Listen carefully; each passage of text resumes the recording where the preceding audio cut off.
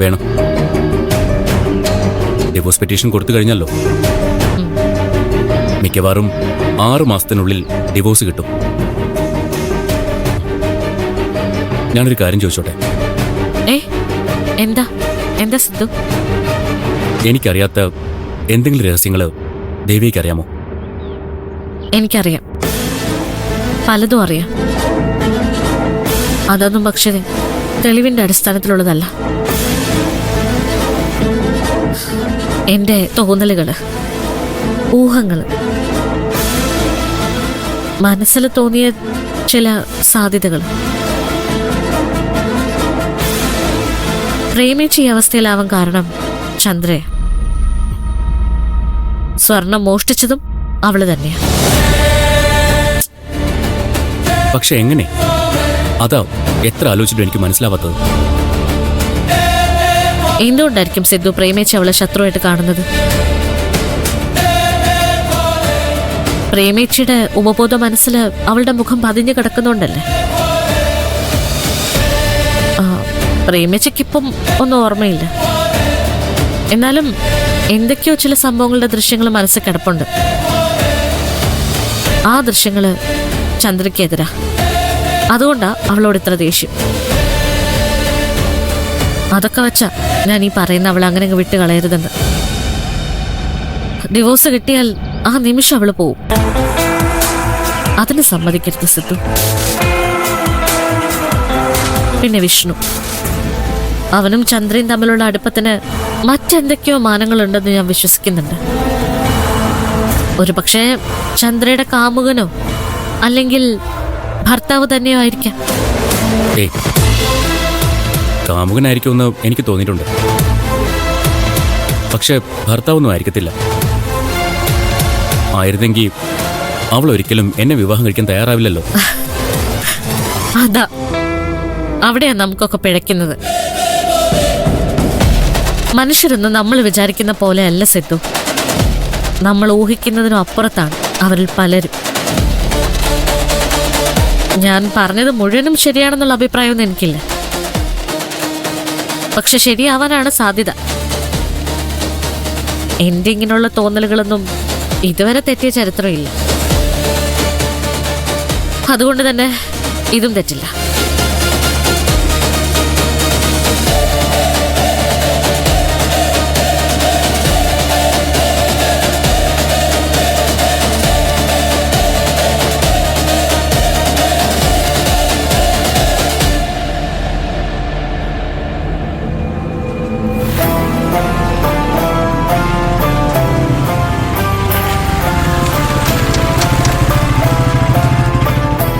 ഇറങ്ങിക്കും. വാ.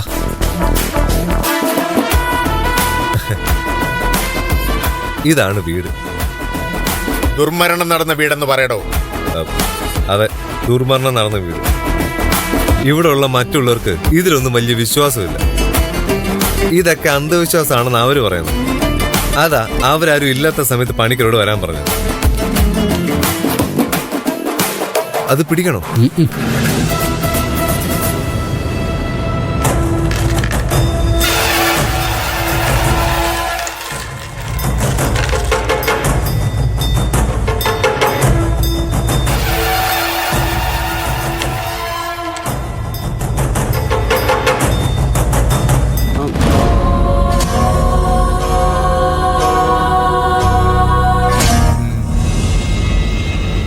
പ്രശ്നമാണല്ലോ. ബാധ ഇങ്ങനെ കലികൊണ്ട് നിൽക്കുക. ഉടനെ തളച്ചില്ലെങ്കിൽ ഈ കുടുംബം നാമാവിശേഷമാകും. ആവാഹിക്കാൻ എന്റെ മോൻ സമ്മതിക്കുന്നില്ല പണിക്കരെ. എന്നാ പരിഹാരക്രിയ എവിടെ വെച്ച് വേണ്ട, എന്റെ വീട്ടിൽ വെച്ച് ആവാം. കുറച്ചധികം ചിലവ് വരുന്ന പൂജയാണ്. ഒരു സ്വർണ്ണ രൂപത്തിൽ പ്രേതത്തെ ആവാഹിച്ച് ത്രിവേണി സംഗമത്തിൽ കൊണ്ടുപോയി ഒഴുക്കണം.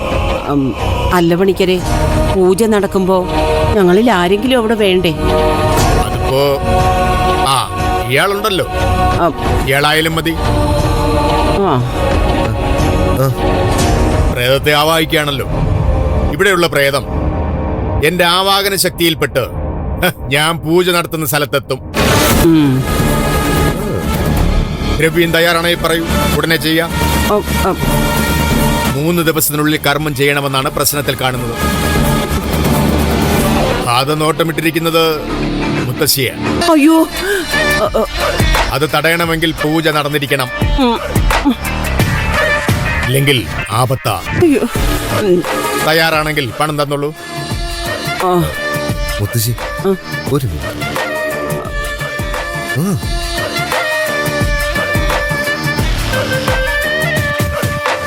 മോനെ, മുത്തശ്ശി ഞാന് പാപ്പരായിട്ടിരിക്കുവോ. മറ്റേ പ്രശ്നമല്ലേ, അമ്മയുടെ അക്കൗണ്ട് ഓപ്പറേറ്റ് ചെയ്യാൻ പറ്റില്ലല്ലോ. എന്റെ കയ്യിൽ പൈസയൊന്നും ഇല്ല മോനെ. ആ, കാശ് തൽക്കാലം മുത്തശ്ശി തന്നെ തരേണ്ടി വരും. അയ്യോ, എന്റെ കയ്യിൽ ഒന്നുമില്ല. പതുക്കെ. ഒന്നുമില്ല മോനെ. ഒരു ഐഡിയ ഉണ്ട്. മുത്തശ്ശിയുടെ കയ്യിലെ വളയൊക്കെയും കൂരി ഇത് മനോഹരനോട് ചോദിക്കാതെ തന്ന എങ്ങനെയാ മോനെ? ബാധ കളയണോ വേണ്ടയോ, അതാ ഇപ്പൊ നമ്മൾ ചിന്തിക്കേണ്ടത്. പണിക്കര് പറഞ്ഞ കേട്ടല്ലോ, മുത്തശ്ശിയാ പ്രേതം നോട്ടമിട്ടിരിക്കുന്നത്. ഉം. രക്ഷപ്പെടാൻ കിട്ടുന്ന അവസാനത്തെ ചാൻസാ. ഉം. ഇത് കളഞ്ഞ നമ്മൾ അനുഭവിക്കേണ്ടി വരും. അത് ശരിയാ. ഉം. സ്വർണം പോയാ പിന്നെ നമുക്ക് ഉണ്ടാക്കാം. ആ, ജീവൻ പോയാ പോയതാ. ആ, അതാ. വേഗൂര് വേഗൂര്. നീ എടുത്തത് തിരിച്ചു തരുമല്ലോ. എന്നാ തരട്ടെ.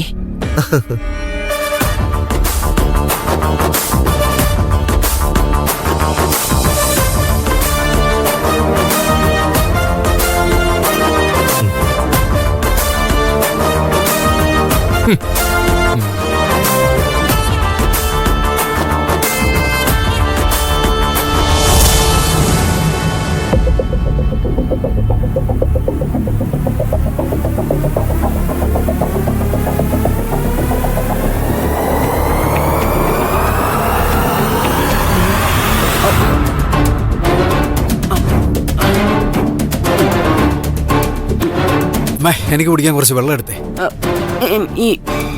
എനിക്കെന്തോ ഒരു വയ്യായിക പോലെ. നീ പോയി എടുത്ത് കുടിക്കും. എന്ത് വയ്യാഴിക അമ്മേ. എടാ മനോഹര, നീ പോയി എടുത്ത് കുടിക്ക്. എനിക്ക് തലവേദന എടുക്കുന്നു. അമ്മേ, അമ്മയുടെ മുഖത്ത് എന്തോ ഒരു കളലക്ഷണം ഉണ്ട്. ഒന്നും ഇല്ല എന്റെ മനോഹര. അമ്മയുടെ കൈക്കകത്ത് എന്താ? കൈ മൂടി വെച്ചിരിക്കുന്നത്. കൈ പൊള്ളിയോ? എടാ ഒന്നും ഇല്ലെന്നല്ലേ പറഞ്ഞത്. ആ കൈ ഒന്ന് കാണിച്ചേ. ഇങ്ങോട്ട് കാണിക്കാൻ പറഞ്ഞില്ലേ?